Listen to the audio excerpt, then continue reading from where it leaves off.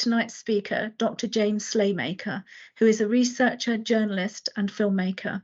He graduated from the University of Southampton with a PhD in film studies in July 2023, with a thesis which focuses on topics of digital culture, the audiovisual essay, and contemporary European cinema.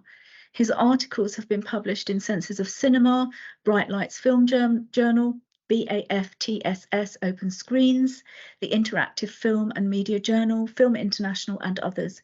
His films have been featured on Fandor, Mubi, the Film Stage, as well as screenings at London's DIY Film Festival, the Concrete Dream Film Festival, the In Short Film Festival, and the Straight Jacket Film Festival. His first book, Time is Luck, The Cinema of Michael Mann, was published by Telos Publishing in 2022, and he is currently developing his doctoral research into a monograph with Palgrave Macmillan.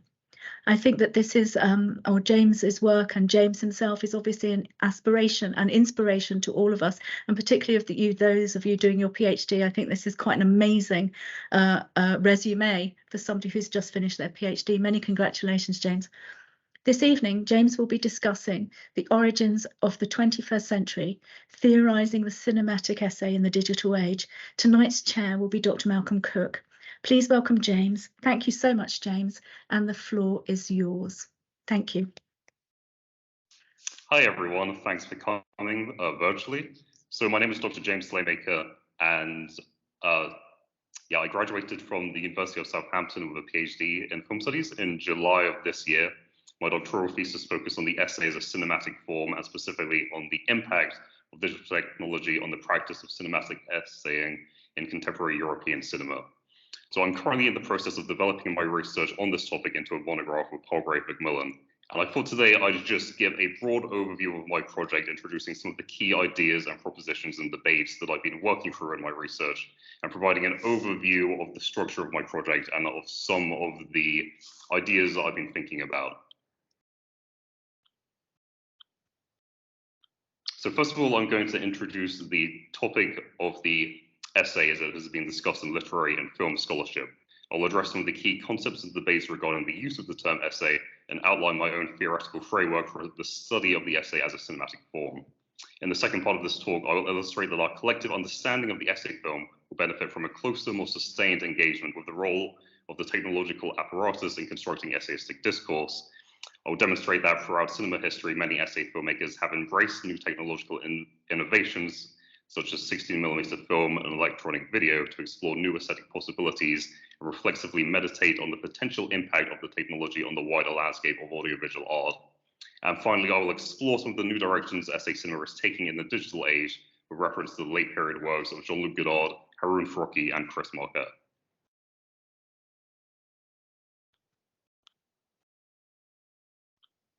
Writing in the pages of Film Comment in 2003, Paul Arthur reflected on the increasing prominence of essay films in the landscape of 21st century cinema, galvanized by the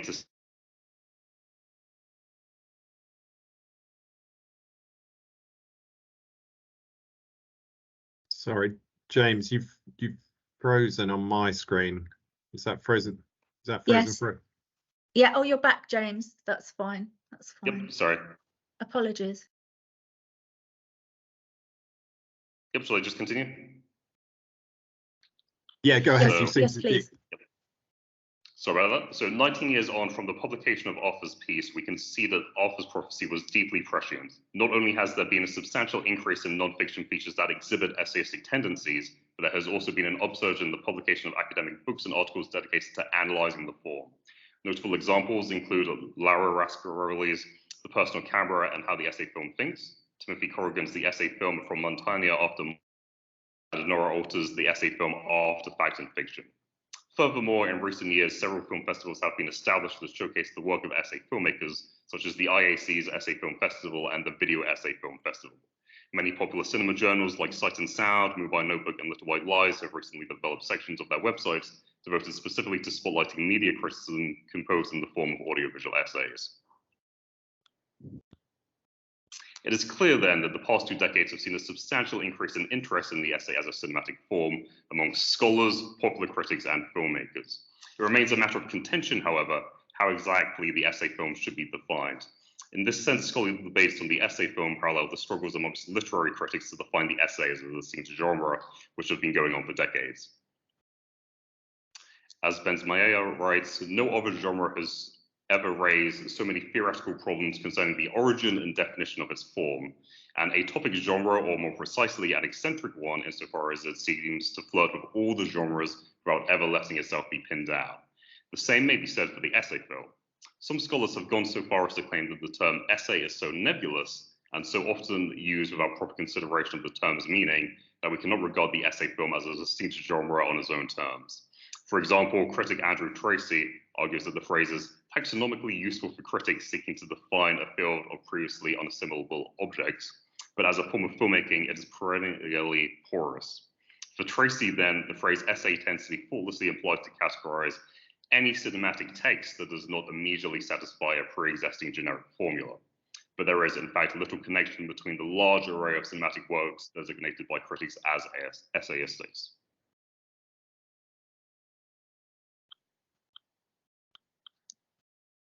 Although I agree that the term essay film has too often been used by critics without fully considering its implications, I also argue that there is, in fact, a coherent artistic philosophy that may be described as essayistic. I am hesitant, however, to describe the cinematic essay as being a genre in the traditional sense, as to do so would imply that there is a programmatic set of formal characteristics that a cinematic text must conform to in order to be described as an essay film. Some critics have attempted to formulate such a rigid taxonomic criteria for the essay film, arguing that elements like voiceover narration, title cards, a combination of documentary and fictional scenes, and the physical presence of the author within the text must be present within a film in order for it to be labeled as an essay. However, I find that these theories tend to fall short of encapsulating the wide variety of devices and strategies that filmmakers have utilized throughout history to construct essayistic discourse. So what then is an essay film? Instead of adopting such a rigid generic framework, I contend the very elusiveness of the form is precisely what makes it such an enthralling, vital mode of filmmaking. In this sense, I agree with Corrigan's argument that the difficulties in defining and explaining the essay are the reason why it is so productively inventive. As the cinematic essay actively challenges traditional representational assumptions, subverts expectations, and draws from a variety of influences across film, literature, and the visual arts, I believe that any analysis of the form should adopt an attitude of flexibility, recognizing the points of similarity and convergence between different essayistic films, while also remaining sensitive to the heterogeneity of modes and techniques employed by different essayistic filmmakers. So to better understand the guiding philosophy of the essay film, it is first necessary to contextualize the essay within a wider intellectual history. The term essay in relation to written discourse originated in the works of French philosopher Michel de Montaigne in his book Essays, a collection of short pieces of writing that addresses various topics ranging from a critique of the French education system to a consideration of the ethics of cannibalism. It is important to note that Montaigne does not describe the essay in an attempt to designate a new genre. Rather, he uses the term essay to describe his own artistic practice. In other words, Montaigne does not write essays, he essays his various subjects.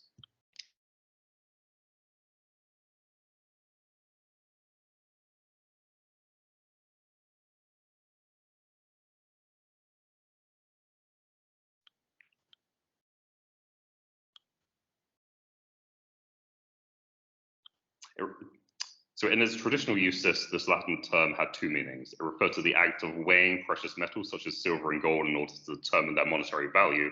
It also referred to the act of an apprentice practicing their craft, gradually honing their skills through direct experience. Montaigne's use of the term throughout his book draws on both of these connotations simultaneously. By drawing on the imagery of weighing material goods, Montaigne implies that he is testing out various ideas in order to reach a tentative conclusion. By referencing the practice of an apprentice slowly learning their craft, Montaigne suggests that he is not an authoritative testing ideas, proposing new avenues of thought, and passing on his tentative reflections to the reader for further contemplation. For Montaigne, it is not the role of the essayist to relay a factual report of the truth that the author has already arrived at, but to lay bare the essayist's thought process as they are embarking on an unpredictable intellectual journey. As Montaigne writes at one point, if my mind could gain a firm footing, I would not make essays, I would make decisions. It is always an apprenticeship and on trial. A central aspect of Montaigne's essaying is that Throughout the book, he reflexively wrestles with the possibilities and the limitations of written language. He does not treat the written word as a neutral vessel for which he may simply record his mental activity. He openly reflects on the culturally, politically, and historically constructed nature of literary discourse and considers how the properties of the medium itself affects what he thinks about and how he communicates his thought.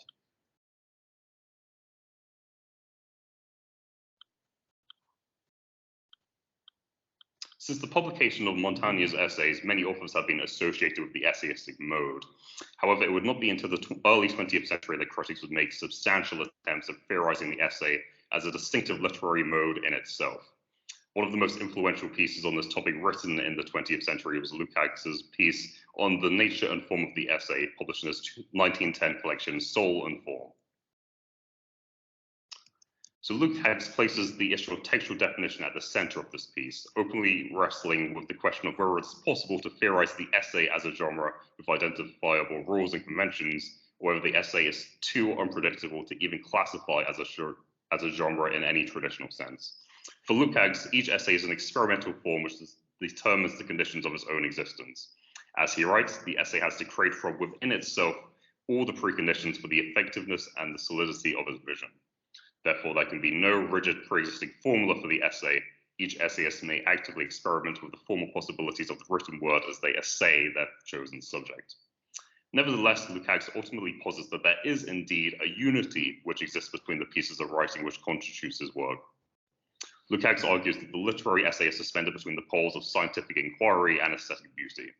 Although it may contain valuable insights about nature, society, and the human condition, the essay cannot be fully described as a science, as it does not utilize a positivistic and deductive methodology to reach certain concrete conclusions. On the other hand, the essay cannot simply be described as an art, as it tends to incorporate elements of non-fictional reportage and factual observation.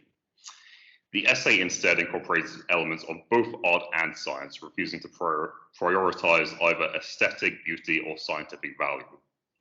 Echoing Montaigne's conception of the literary essay, then, Lukács argues that the value of the essay lies in its very ability to lay bare the essayist's process of thinking in full view, and this act of illustrating the process of reasoning is more valuable than any conclusions the writer may tentatively arrive at. In the 1958 article, The Essay as Form, Theodor Adorno focuses on Montaigne's model of the essay to emphasize its importance in challenging rationalistic scientific forms of non-fiction literature. Adorno refers to the essayistic method as methodically unmethodical, in the sense that it does not operate according to systematic or axiomatic principles. Instead of beginning with a clear proposition and then proceeding to prove this thesis in a logical and linear manner, the essayist engages the spectator in an open intellectual experience. In Adorno's words, the essay coordinates elements rather than subordinating them, and therefore functions as a constructed juxtaposition of elements whose transitions disavow rigid deduction in the interest of establishing internal cross-connections, something for which discursive knowledge has no use.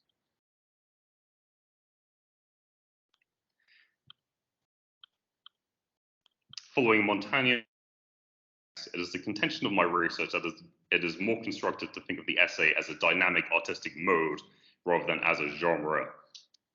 As Nora Alter asserts, because the cinematic essay is, like the literary essay, resistant to strict characterization, it can not be reduced to a homogeneous set of formal characteristics. She writes, the cinematic essay is not a genre, as it strives to be beyond formal, conceptual, and social constraint. Like heresy in the Adornian literary essay, the cinematic essay disrespects traditional boundaries, is transgressive both structurally and conceptually. It is self-reflective and self-reflexive. Three of the characteristics which Alter identifies here are the elements I wish to place at the center of my own study as the essay film as an artistic mode: reflexivity, formal experiment, and the open-ended pursuit of knowledge. The essay film, I argue, actively seeks to experiment with new ways of articulating thought through the medium of sound and image, and in the process it reflects on the very nature of cinema as an artistic medium.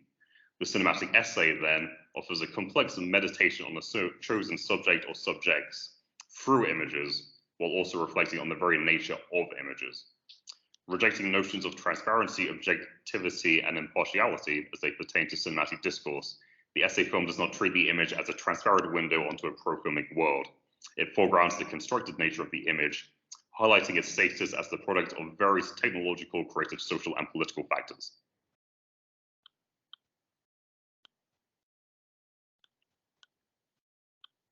So how does technology fit into all of this? If the cinematic essay reflects on its own strategies of representation, investigates the ontology of cinematic images, and seeks to push the formal boundaries of the medium, it stands to reason that essayistic filmmakers would be open to implementing new technologies into their craft in particularly innovative and invigorating ways. As my research demonstrates, cinematic essayists throughout history have consistently embraced new media formats to both pursue new methods of constructing theoretical thought through cinematic language, and to reflexively interrogate the ontological nature of the new apparatus and its wider impact on the cinematic landscape. Writing in 1948, sorry, I'm jumping ahead of myself. Writing in 1948, Astruc predicted that the technological capabilities of 16mm filmmaking equipment would pave the way for a new era of director-driven, intellectually stimulating, formally experimental cinema. This was because the cost-effective, easily mobile nature of 16mm allowed filmmakers to adopt a higher degree of freedom and spontaneity in constructing cinematic texts. He coins the powerful metaphor of the camera pen to describe the possibility of an innovative filmmaker utilizing the new technology with the fluidity and flexibility of an author wielding a pen, unconstrained from the burdens of cumbersome 35mm equipment, large crews, and studio interference. Although Astruc does not use the term essay in his piece, his vision of an intellectually rigorous cinema facilitated through new technology prefigures the blossoming of the essay film in the late 1950s and 1960s, a development connected to the widespread proliferation of 16mm cameras and editing equipment. Filmmakers such as Godard, Marquardt, Rocky, Ackerman, Rene, and Vada all utilized 16mm technologies to craft idiosyncratic experimental essayistic works, which made use of the technology's capacity for on-location shooting, spontaneous filming, and strip-bag production methods. Confounding pre-existing presumptions regarding narrative and documentary cinema, these filmmakers directly meditated on the limits of perception, the nature of editing, the reliability of the image, or lack thereof, and the fragile nature of cinematic truth. Following the expansion of the essay film as an artistic form in the 1950s and 1960s, the proliferation of cinematic texts with essayistic qualities over the 70s and 80s was linked to the development of video equipment, with its increased portability, ability to record for long periods of time without needing to change reels, expanded possibilities for editing images in post-production, and new channels of alternative distribution. As Rascaroli observes, in each decade since the 1940s, critics have saluted the essay film as an utterly novel and revolutionary form. On each occasion, the possibility of the essay films coming into being is linked to the precondition of almost futuristic technological development. So with this as background, we may return to Paul Arthur's proclamation that the essay has emerged as the leading non-fiction form for both intellectual and artistic innovation, and turn a critical eye to the role of digital technology in bringing about this extraordinary surge in interest in this essay as a cinematic form. Kevin B. Lee, writing for Sight and Sound magazine in 2013, commented that the practice of critically exploring cinema through the medium itself was becoming increasingly easy to achieve in an era when virtually anyone with a computer, not even a video camera, as images are overly abundant and accessible, to produce media with nearly as much ease as it is to consume it. Echoing Lee's observation in an article published the same year, Sorensen revisited Astruc's seminal utopian proclamation, acknowledging that a major point of Astruc was that the perceived new media situation would open up alternative ways and means of audiovisual expression, hence his insistence on connecting the new technology with the aesthetics of the avant-garde. For him, the new technological possibilities meant more than just a democratization of cinema. Instead, he regarded it as a necessary rejuvenation of film form, liberating it from the old.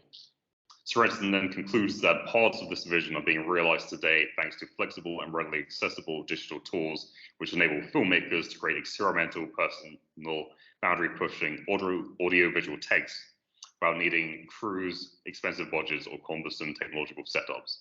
Moreover, independent creators are now able to disseminate these projects through online distribution channels and potentially reach massive audiences. Although these critics have noted the contribution of digital technology to the current landscape of essay filmmaking from practical, industrial, institutional, and economic perspectives, there's been relatively little scholarship dedicated to exploring the specific ways in which essay filmmakers are mobilizing the unique aesthetic possibilities offered by digital technology. So in the remainder of this talk, I would like to consider some of the ways in which essay filmmakers are mobilizing digital technology to construct essayistic discourse in a manner unique to the medium, and explain how in so doing, these cinematic essays become reflexive meditations on the nature of digital media itself.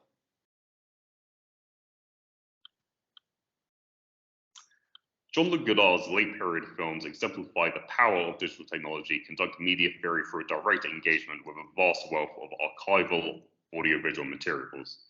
In projects such as Film Socialism, Goodbye to Language, and The Image Book, digital technology is used to materially quote, distort, and recontextualize existing audiovisual fragments to form new constellations of sound and image. These works also offer profound meditations on the changing paradigms of spectatorship in contemporary audiovisual culture. Godard's late work with digital is characterized by an apparent paradox. On the one hand, Godard demonstrates an intense interest in state-of-the-art digital technology. On the other hand, he is fascinated with exploring the cinematic past. Andrew Otterson writes perceptively on this aspect of Godard's essayistic practice. At a moment of transition or potential transition, Otterson writes, technology is utilized to communicate a self-inscribed history or historiography of cinema. In charting this history, a dialectical approach to technology mirrors, maps, and mediates Godard's reflection on the continued vitality of cinema and the potential for technological, aesthetic, and artistic renewal. Godard does not just recontextualize extracts from existing media texts. He subjects his citations to extensive pictorial manipulation to render them qualitatively different from how they appeared in their original forms. Godard's late essayistic work then foregrounds the ontological and material qualities of digital media, even as it incorporates images originally produced with older forms of media. This dual logic of Godard's late work reflects wider theoretical debates regarding digital media and its capacity to function as a repository for cinematic history.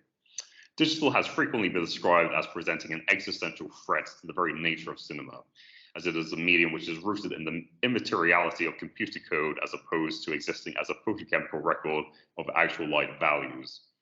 As such, the practice of digitizing classical film text has been framed by many critics as a process which corrupts the original art by stripping it of its material aura.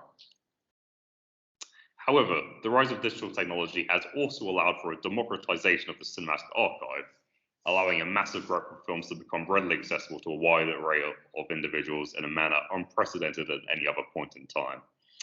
As Olivia Laurie Kay writes, before digitization, the archive was a location usually inaccessible to the general public, typically being available only for professional historians, authors, and researchers to access. But with the advent of digitization, search engines such as Google or moving image repositories such as YouTube have become the default archives of developed societies. These are open to an increasingly broad demographic, not only professional researchers and academics, but family historians, film and video lovers, educators, and fans. Because it facilitates the citation, layering, manipulation, and close study of the existing media text, digital media opens up new ways of thinking about and through the cinema of the past and of the present. This is evident in Godard's late work as the director brings together disparate digitized sounds and images from cinema history into new streams of intellectual montage, in essence performing historical research into the evolution of the art form and its myriad ties to the significant events of the 20th and early 21st centuries.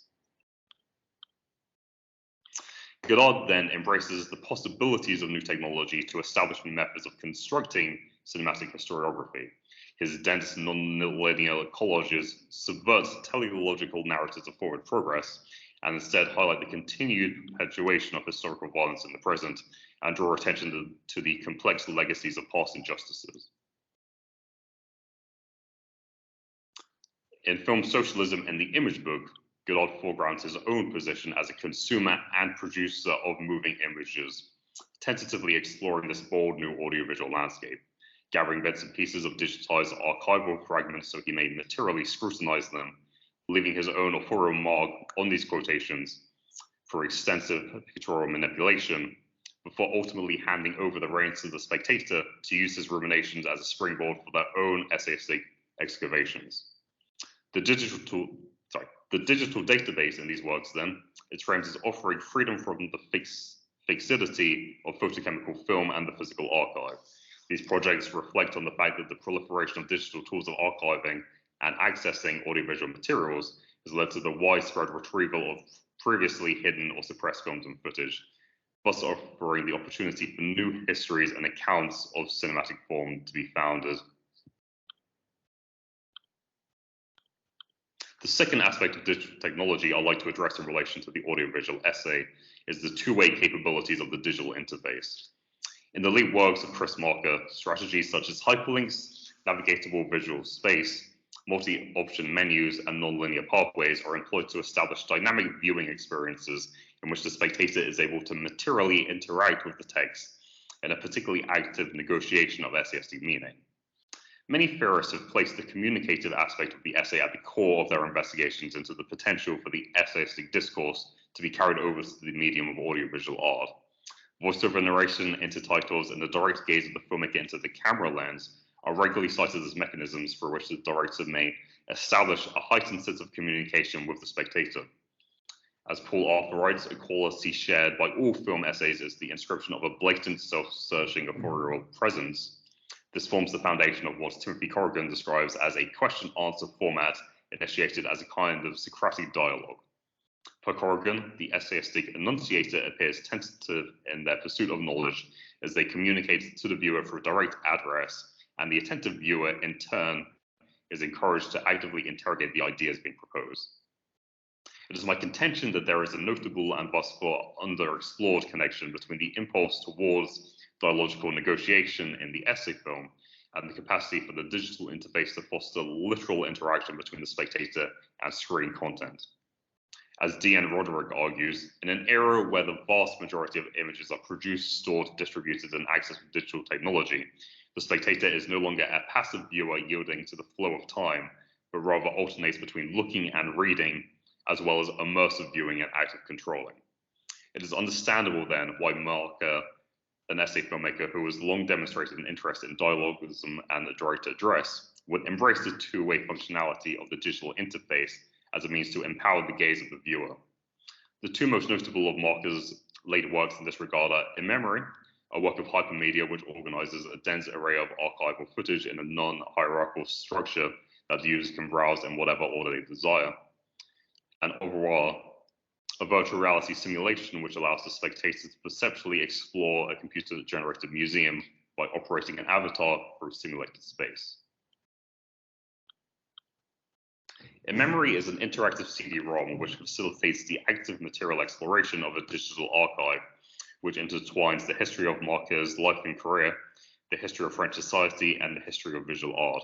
Constructed as a non-linear network of menu screens connected through virtual forking paths, akin to a photo album or a scrapbook, In Memory revisits motifs, text, totems, images, and themes that have preoccupied Marker since his origins as a filmmaker, while expanding his montage practice through the spatial and temporal flexibility of a CD-ROM.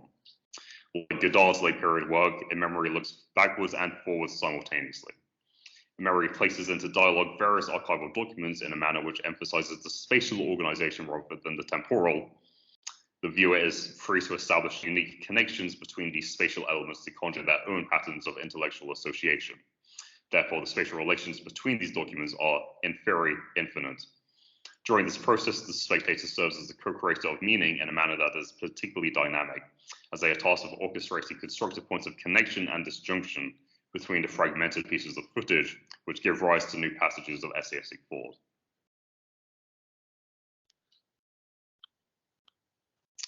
Au Revoir is a virtual museum experience which permits the user to navigate a computer-synthesized digital world composed across multi-directional space using an animated avatar.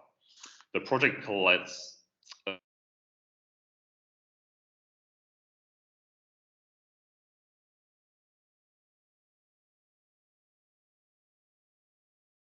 different sections.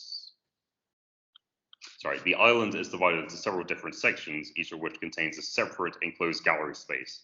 These galleries are spread across several levels connected through bridges, alleys, and corridors. While a memory only allows the user to interact with screen content by using the cursor to select options presented to them across a series of two-dimensional menu screens, Aurora facilitates the fluid and multi-directional exploration of a number of artificially constructed exhibition spaces along the X, Y, and Z axes. Although the virtual space is modeled on a physical museum, Marquette openly employs the possibilities of digital animation to give the avatar perceptual powers that exist beyond what would be capable with biological vision. View archival artifacts from impossible angles, transport high into the air to see them from a bird's eye point of view, and get so close to them that microscopic detail becomes perceptible. Similarly, some of the rooms in Marquette's virtual gallery abstract spatial temporal relations, such as in a darkened basement space where still images float around in no predetermined manner, therefore making it difficult for the spectators to gain any clear view of any of the archival materials. The project therefore exemplifies the potential of digital imaging to reimagine the very structure of the museum and to produce new methods of encountering archival artifacts. Harun Farokhi's digital cinematic essays Parallel 1 to 4 and Cirrus Games are reflexive studies of the ontology of non-indexical computer-generated imagery, the ubiquity of digital imagistic manipulation, and the status of documentary truth in the digital age. In these essay films, Farokhi repurposes a range of digitally simulated images extracted from different sources, ranging from popular video games, 3D architectural models, and military training programs, to investigate both the aesthetic qualities of computer-generated animation and the role that these simulations play in wider social and institutional processes. In doing so, Farokhi mobilizes essayistic strategies to realize the epistemological potential of images which hold no direct connection to pro-filmic events, thus expanding and reconfiguring classical notions of truth value in non-fiction cinema based on transparency, objectivity, and indexicality. Cirrus Games, Farokhi's multi-episode exploration of the role that simulated images play in contemporary military culture, offers a prime example of this method. Sorry, I'm getting ahead of myself once again. So in Cirrus Games, Farokhi materially repurposes a range of digitally synthesized images of military combat to interrogate the centrality of interactive simulations in contemporary warfare. Specifically, Farokhi examines the function of these simulations in the US military's so-called war on terror, focusing on American military interventionism in Iraq and Afghanistan in the years immediately following the September 11th attacks. This series expresses a profoundly critical stance towards the imperialist actions of the US government across the Middle East, and notably, it articulates this viewpoint without featuring any photographic footage of combat. Instead, the majority of the series is composed of computer-synthesized images created for use by the US military, either for the purpose of training new recruits or for use in PTSD therapy programs for returning soldiers struggling to overcome the trauma of war. These images are intercut with images extracted from commercial video games, which draw upon similar immersive strategies to present an exciting and sanitized simulacrum of war to the general public. The project highlights how these games work to disguise the ugly reality of the war on terror to consumers, and also to effectively encourage civilians to sign up to take part in the military by falsely promising thrilling game-like addictive experiences. Farokhi therefore illustrates that advanced computer simulations, far from being authentic photorealistic depictions of real places and simulations, are in fact instrumentalized to create skewed representations of warfare and outside cultures, which conceal the true gruesome nature of imperialist bloodshed, aestheticized violence, and dehumanized foreign peoples and cultures. The connections drawn between military training and therapeutic simulation programs throughout Cirrus Games directs the spectator's attention to the shared technological imperatives which have blurred the distinction between these two forms.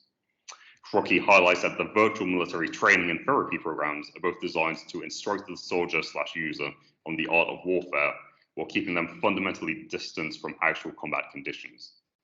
The programs therefore offer a safe virtual environment in which the operations may be programmed, predicted, and played out according to the architect's intentions, presenting a false image of combat on the ground, which is in actuality chaotic, brutal, and unpredictable. As Orit Halpern argues, one of the significant adverse effects of relying heavily on digital simulation programs in warfare is that soldiers are being conditioned to never experience war as pain or trauma. As military personnel are increasingly tasked with navigating simulations of combat zones, they're trained to perceive real-life situations as being analogous to virtual environments in which there are no genuine stakes. Serious Games suggests that repeated interaction with these training programs can desensitize the user's perception so they experience real-world combat through the same sense of emotional distance. The therapy sessions, in turn, cause the veterans' actual memories to become replaced with the synthetic ones, as the simulations of events warp their recollection of moments of intense trauma they have actually lived through. Serious Games reflexively urges the spectator to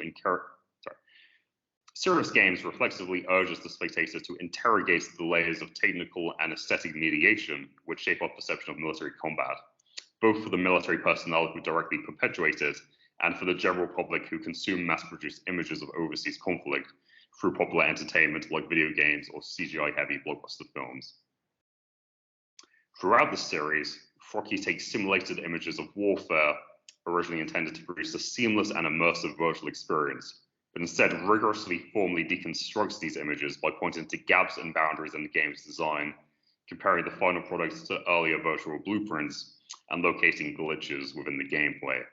All of these strategies make the ostensible reality of the simulation break down and underline the true underlying and ideological imperatives of these simulations. As Daniel Grenberg observes, Frocky's work with computer simulation pursues a truer perceptive realism honed by the techniques of distanciation, skepticism, and defamiliarization.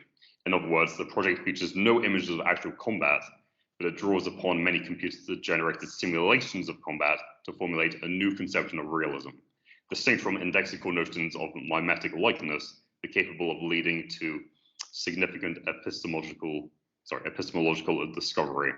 In doing so, Frocky destabilizes the spectator's immersion in the simulated images of war so that they can critically reflect on the strategies through which state and military institutions warp these media representations to perpetuate modern imperialist warfare.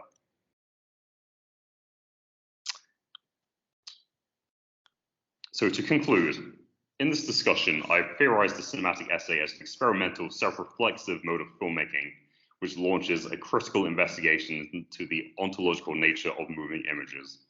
I've studied how essay filmmakers employ a range of epistemological strategies to reflect on philosophical, aesthetic, and socio-political issues in a distinctly cinematic manner. I've highlighted intellectual montage, reflexivity, and dialogism as central strategies in the establishment of essayistic discourse in filmmaking. The most significant contribution this research makes to the burgeoning field of scholarship on essay cinema lies in its emphasis on the influence of technology on both the formal construction and the thematic content of audiovisual essayistic texts. As I've illustrated, the cinematic essay has gone through periods of critical transformation as it has encountered new technological innovation. Frocky, Marquet, and Godard were used as my primary case studies, as all three filmmakers have repeatedly incorporated new technologies into their craft in especially fascinating ways. Frocky's work with digital examines simulation programs and advanced computer-synthesized imagery. Marquet's output explores the interactive and archival possibilities of new media, and Godard's late work offers essayistic investigations into intertextuality, remediation, and remix culture. In all of these works, digital images, whether they are newly constructed or extracted from existing sources, approach for a rigorous deconstructive lens, thus encouraging the spectators to think critically about their material constitution, formal characteristics, and socio-political underpinnings. Collectively, these filmmakers pointed to just a few of the ways in which digital technology is currently reconfiguring and rejuvenating the essay film form to reflect critically on the landscape of moving images in the 21st century. Thank you for listening.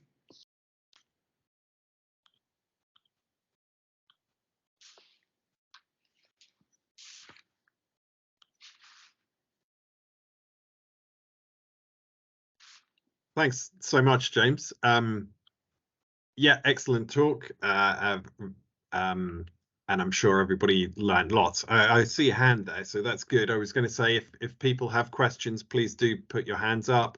or if you prefer, you can put questions in the chat and I'll ask them on your behalf. We are recording, so if you prefer not to appear on the recording, just by all means put your question in the chat. But Ryan's put his hand straight up, so go ahead, please, Ryan.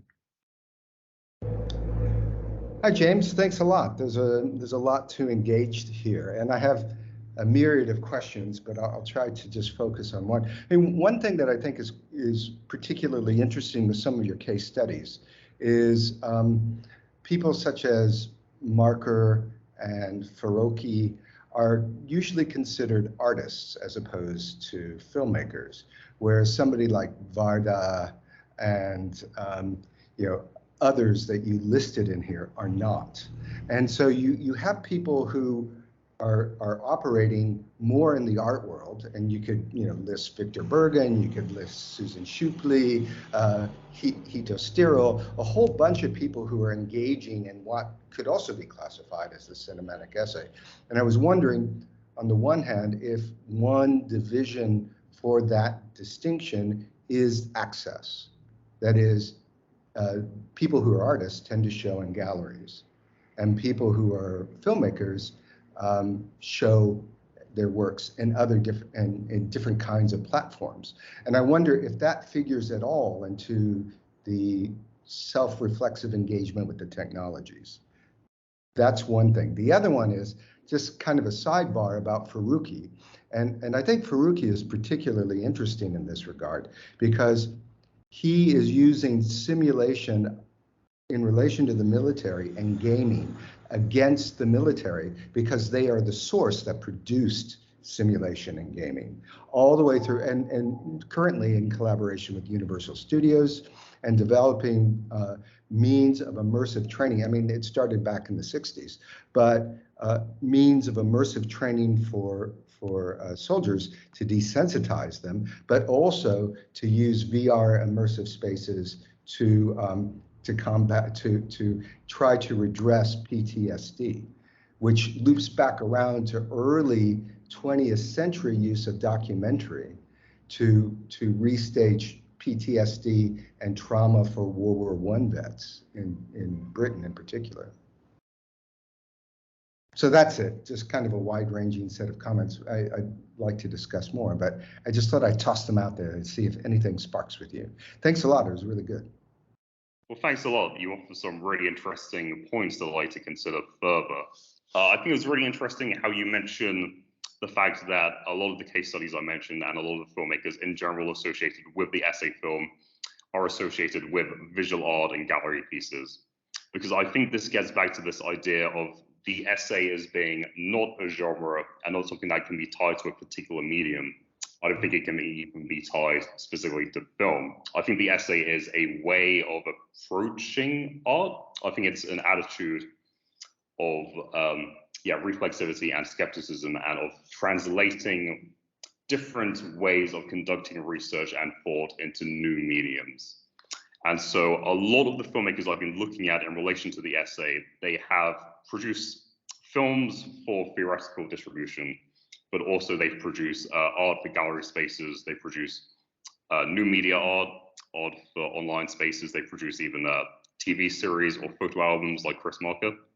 Yeah. And I think that what I find interesting, particularly in the filmmakers I've looked at, is that they often produce very related projects across gallery spaces, films, and photo albums.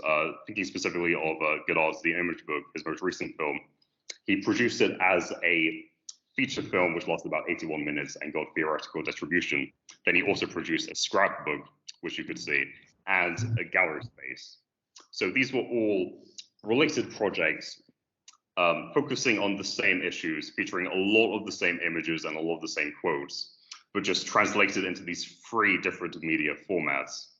And so I think that, as you were saying, this does fit into this idea of the essay as being something reflexive and reflective about its medium. Because I think just the very act of translating the same project in between different artistic forms inherently encourages the spectator to think about, well, how are these ideas explored differently in the form of a theoretical film compared to a gallery space or a website? or a photo album, and how are these same ideas being communicated, and what is the same as is carried over between these mediums, and what is qualitatively different. And therefore, it encourages spectators to think, okay, what does this medium do then? How does this medium function? How does it create thought? And how is it distinct from existing related art forms? So yeah, I think that's an essential aspect of the essay, and why I like to adopt a more flexible definition of the essay, as opposed to, okay, here's what an essay film is as a genre, here's the criteria it has to establish. And this is an essay film, this isn't an essay film, questions like that. Yeah, in terms of the second tyranny point, of taxonomy is worth really rethinking here. So yeah, that's good. Sorry, did I interrupt? Oh yeah, no problem. Yep, in terms of your second point, I think it is very interesting how Frocky in Serious Games, he takes images produced by the military and uses it against the military. And I think it's particularly interesting how he accomplishes this not by creating new original counter images exactly. What he does is he takes these images and he very rigorously deconstructs them. So he will show the original blueprints. He will show like elements where the avatar brushes against an invisible wall, thus revealing the boundaries of the simulation. And he'll show the programs which produce these simulations. There's a very striking example in Serious Games where he shows the program first of all, and then he shows the designer creating the just various background characters that you see within the landscape. And there is a checklist that the designer uses to create the villains, in air quotes, so the enemies within the simulation. And it just has various different types of Middle Eastern headdress that the designer looks at and tries to choose. And I think that doing that just really reveals how these simulations that have a very deep ideological bent, they are deliberately designed to skewer the user's idea of particular cultures, but they do so in a way which presents itself as being like, well, here is a simulation of this space. This is an accurate, photorealistic example of what this place looks like. And so these ideas that he feeds in quite subtly, which is a very pernicious form of address, I think. And yeah, I think Frocky's essayistic strategies in that project are very useful at deconstructing this kind of simulated imagery. Yeah, just to follow up quickly with that. I mean, one of the things that the U.S. military simulations were responding to was the reemergence of urban warfare, which is something that after the Cold War and after Vietnam, even though I say that the Cold War hasn't ended, is that it changed the dynamic of where the military's targets might be. And this really reformulated and reconstituted imaging practices and technological practices on the part of the military. And because in the Cold War, there wouldn't be urban space anymore. If the Cold War got hot, that would be the end of all urban spaces, because all major urban areas would be targeted for destruction. So this is all stuff that I've written a fair bit about, so I could bang on for a long time. Shift the focus back to you. So yeah, thanks a lot, Jim. Thanks. Yeah, thanks Ryan for those questions. Yeah, do anybody raise your hand or just pop questions in the chat? I could ask one here, which was about kind of your own experience of practice-based research as well. So on the one hand, this work is the product of a sort of traditional written research-based PhD, but on the other hand, you have also produced your own video essays, and I wondered if you wanted to talk a little bit about your kind of experience of that praxis of practice-based research as opposed to kind of using traditional written thesis, and what kinds of insights you'd found, if you found different kind of insights through those different processes and so on. Yeah. Yeah, sure, thanks. That's a great question. So my actual PhD research, it was entirely written in the form of a written essay. There wasn't any practical component. But as I was writing it, I thought that I should get some material experimentation with video essaying, considering I'm writing so much about, well, video essays, they think through form, they use images to articulate discourse without the written word. It felt a bit hypocritical to only be writing about them. So what I found in making my own video essays is that there's so much insight you get about cinema and about individual films and the connections between them just through materially engaging with them. So something I do a lot when I'm making video essays is I will play maybe 4 or 5 films on the same screen concurrently and just watch from a distance and see any points of connection and divergence between them. And it's just incredible, these kinds of juxtapositions or points of comparison that you can find when you see multiple screens playing at once. And you don't get that just by watching one film and the other, or you get that, but in a different way, more of an intellectual way rather than an instinctive material engagement. And I think that's how I describe my practical experience with making video essays. It's something more instinctive. It's a bit more of just like fundamental, what in this image interests me, that kind of detective work. So not physically sitting down and thinking, here's a thesis I'm going to prove. I'm going to explain what this film means and why it was made this way. It's sitting down and taking the text first and just watching and taking account of any of the material details which interest me, and then isolating them, keeping them in mind, then engaging with other text and seeing, are there any similarities here? Are there any striking differences here? So that really influenced the way I viewed the essay as a mode of filmmaking. So not just a visual accompaniment to an argument or to a written essay, but as an active strategy for performing cinematic thought and historical thought in itself. Great. Yeah, that's a really, really interesting, good account of it. We do have a question in the chat here, so I'll read it out from Callum. Thanks, Callum.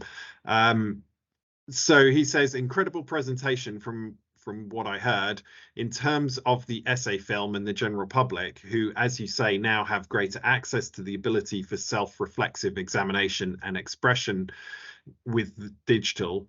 Do you feel that we have not yet recognized this ability to its fullest potential? If so, do you feel that this ubiquity and access that digital grants actually obfuscates artistic, emotional, and political expression or advances?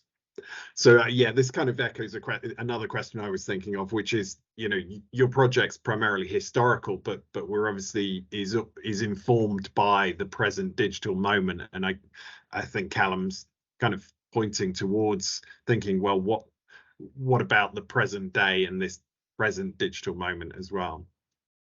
Yeah, that's a really interesting line of thought, and it's one that I'm considering now.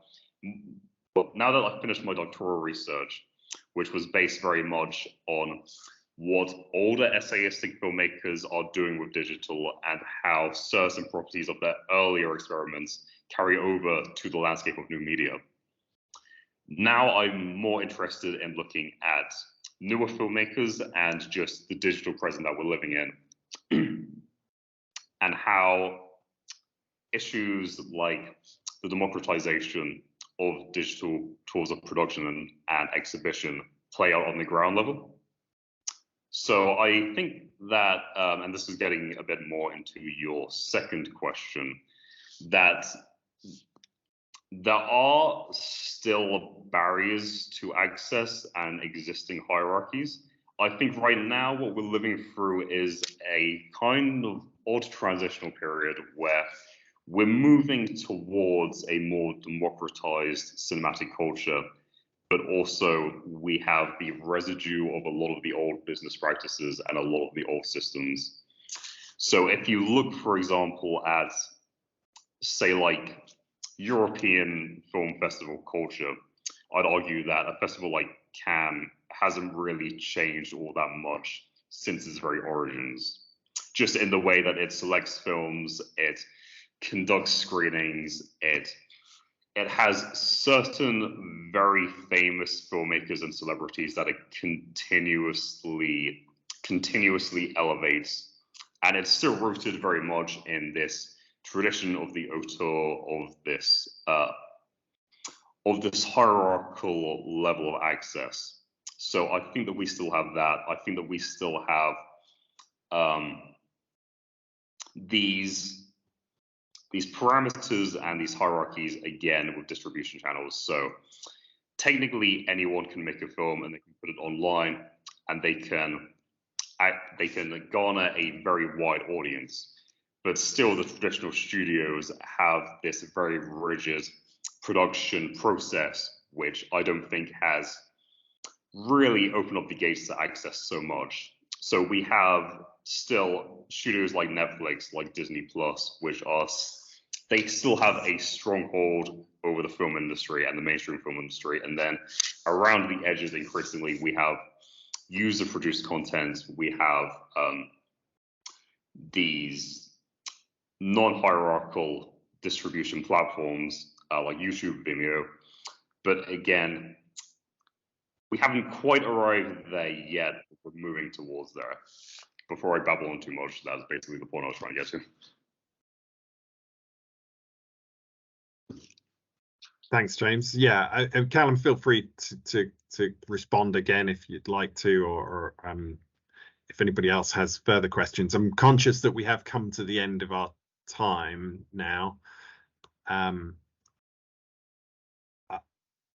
Maybe I'll just ask one other sort of question finally, leading on from the last one. Was thinking about kind of teaching, and I know we've got quite a few students in the audience here, either PGR students or PGT students, and I'm conscious also that we're currently asking James to do some teaching about video essays for our undergraduate program. So I wondered, James, if you would like to reflect upon that process, i.e. the research-led teaching process of translating your research, whether it's your written work or your video essay work, into teaching and communicating that with students, the experience of getting students to understand what an essay film is, because it's interesting what Callum's saying there, and whether students who on the one hand have ready access to digital cameras, to YouTube, all of these things, and may well be producing things like fan videos or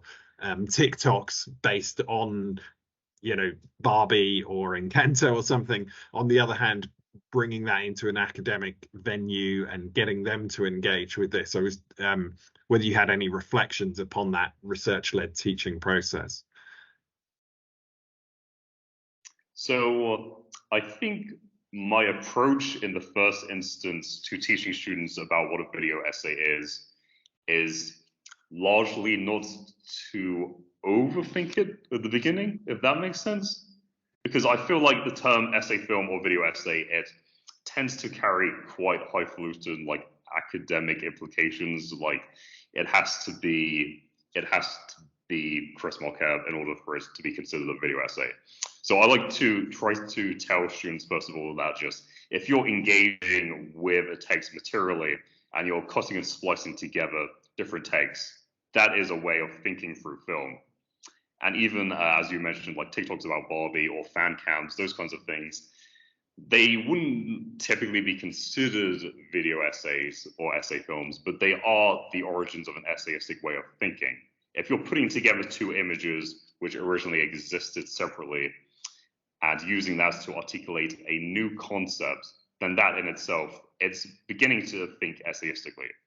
So I start from that, and then from there, I try to develop the students' instincts. So they take that as a foundation and then apply it to broader context. They start to think more in terms of not just the individual motif or the individual sign or the individual scene, and applies to the individual film, the whole film, and then to film movements and film nationalities and things like that. So really my approach so far has been really to start at the most basic level and try to put aside your assumptions and just engage and play around with the editing equipment and with the materials of cinema, and then see what you come up with. And then as you start doing that, you become surprised by just how much you start to create in a short period of time. Brilliant, thanks, James. Yeah, I like that phrase. Thinking through films, a really good phrase, and I think perhaps one we can end on there.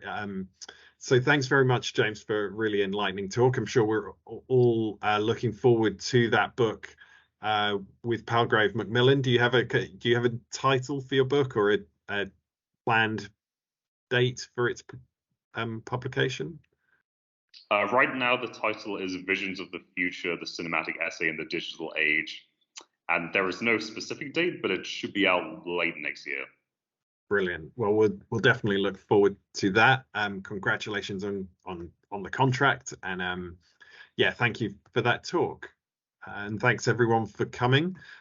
Joanne, I don't know if you wanted to say anything more. I think there are further talks in this series. There are. Thank you so much.